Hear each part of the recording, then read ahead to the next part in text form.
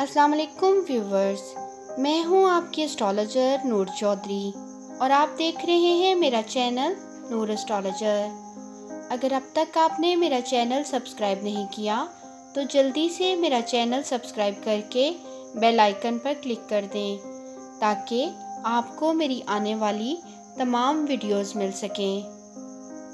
आज मैं आपके लिए एक इंतहाई दिलचस्प और मालूमाती वीडियो लेकर आई हूँ जिसमें आप अपना हॉरोस्कोप बनाना सीखेंगे।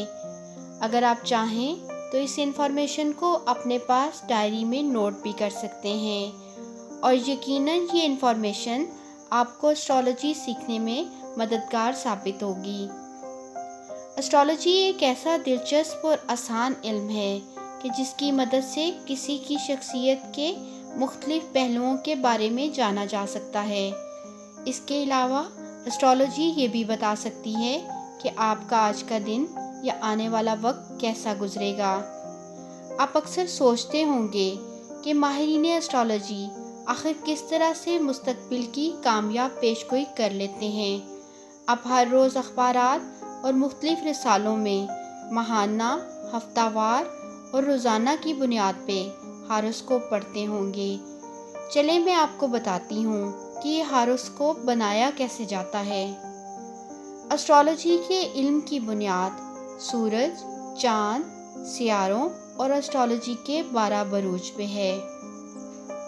तमाम सियारे अपने अपने दायरा नुमा रास्ते पर हर वक्त गर्दिश में रहते हैं।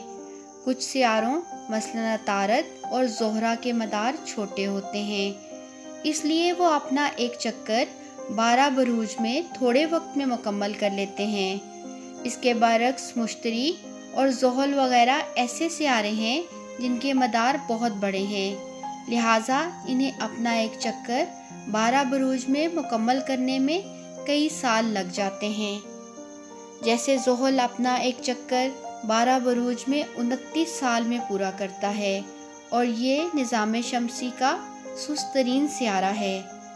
सियारों के दायरा नुमा रास्ते को 12 हिस्सों में तकसीम किया गया है। इन हिस्सों को बुर्ज कहते हैं। गोया हर सियारे को अपना गोल चक्कर मुकम्मल करने के दौरान इन 12 बुर्जों में से गुजरना पड़ता है। इन बुर्जों के नाम कुछ इस तरह से हैं: बुर्ज हमल, सौर, जोज़ा, सरतान, असद, सुंबला, मीज़ान, अकरब, कौस, जद्दी, दिल्लु और हूद। 12 बुर्जों को उनकी माहियत और अंसर के मुताबिक तकसीम किया गया है। 4 बुर्ज मुनकलिब यानी तब्दील होने वाले हैं, जिनके नाम कुछ इस तरह से हैं: हमल, सरतान, मीज़ान और जद्दी। 4 साबित बुर्ज हैं यानी मुंजमद बुर्ज, जो इस्तेहकाम और ठहराव की इलामत हैं। ये बुर्ज सौर, असद, अकरब और दिल्लु हैं।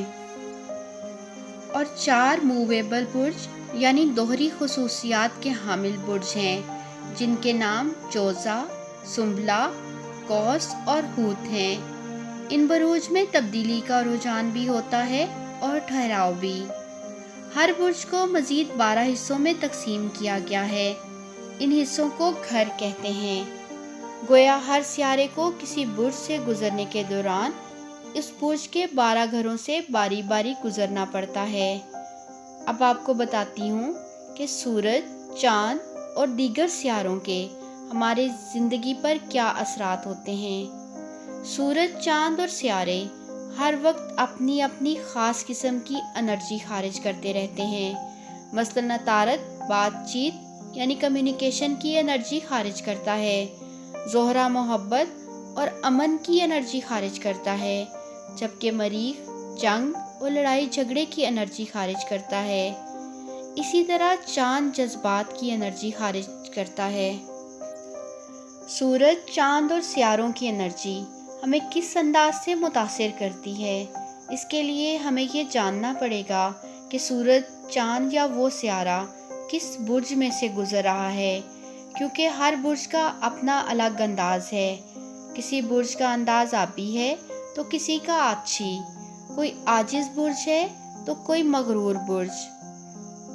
برجوں کی تقسیم کے لیے آگ، مٹی، ہوا اور پانی کو مد نظر رکھا گیا ہے، لہٰذا 3 برج حمل، اسد اور قوس آتشی ہیں جو پرجوش، سرگرم اور جذبات کے بھرپور اظہار کا مظاہرہ کرتے ہیں۔ اسی طرح 3 برج ثور، سنبلہ اور جدی خاکی ہیں جو زمینی حقائق کو زیادہ اہمیت دیتے ہیں۔ یہ سرد مزاج اور پریکٹیکل سوچ رکھتے ہیں اور کھل کر جذبات کا اظہار نہیں کرتے۔ یہ برج زندگی میں نفع و نقصان کو بنیادی اہمیت دیتے ہیں۔ اگلے 3 برج جوزہ، میزان اور دلو بادی یعنی ہوائی برج ہیں۔ یہ آئیڈیالوجی پر زیادہ زور دیتے ہیں۔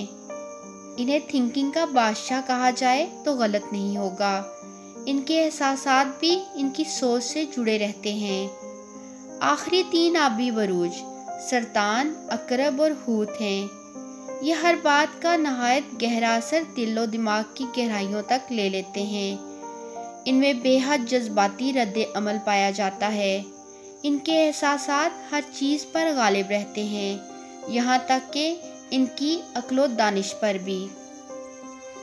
ہاروسکوپ بناتے وقت اس بات کا خاص خیال رکھا جاتا ہے کہ سورج، چاند اور سیاروں کی انرجی ہماری زندگی کے کس شعبے کو متاثر کر رہی ہے۔ اس کے لیے ہمیں یہ جاننا پڑتا ہے کہ سورج، چاند یا سیارہ برج کے کس گھر میں سے گزر رہا ہے۔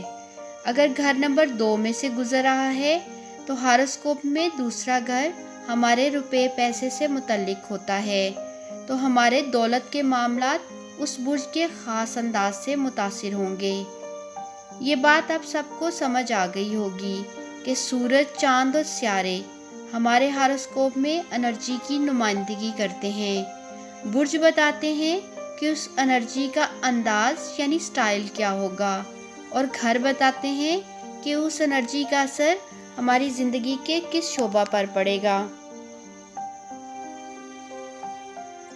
اسٹرالوجی میں انہی چیزوں، سیاروں، برج اور گھر کی مدد سے آنے والے دن، ہفتہ، مہینہ یا سال کے بارے میں پیشگوئی کی جاتی ہے۔ نیز برج کے ذریعے کسی شخص کی شخصیت، مزاج اور انداز کے بارے میں بھی جانا جا سکتا ہے۔ آنے والی ویڈیوز میں آپ کو بروج کے باہمی تعلقات کے بارے میں بھی تفصیل سے بتاؤں گی، کیونکہ ایک ہی عنصر اور ایک ہی ماہیت سے تعلق رکھنے والے لوگ ایک دوسرے کو پسند بھی کرتے ہیں اور انہیں ایک دوسرے کے جذبات کو سمجھنے میں بھی آسانی ہوتی ہے۔ ماہرین ایسٹرالوجی آسمان پر آپ کی پیدائش کے وقت سورج، چاند اور سیاروں کی پوزیشن دیکھ کر اپنے پاس ایک چارٹ بنا لیتے ہیں، اور پھر یہ پوزیشن بھی معلوم کی جاتی ہے کہ وہ کس گھر میں ہے اور آپ کی زندگی پر کیا اثرات مرتب کریں گے، اور یہی چارٹ آپ کا ہاروسکوپ یعنی زائچہ کہلاتا ہے۔ جی ویورز، امید ہے آپ سب کو سمجھ آ گئی ہوگی کہ کس طرح سے آپ کا ہاروسکوپ بنایا جاتا ہے اور لائف کے بارے میں پریڈکشن کی جاتی ہے۔ امید کرتی ہوں آپ کو میری یہ آج کی ویڈیو پسند آئی ہوگی۔ مزید ویڈیوز کے لیے دیکھتے رہیں میرا چینل نور اسٹرالوجر۔ اللہ حافظ۔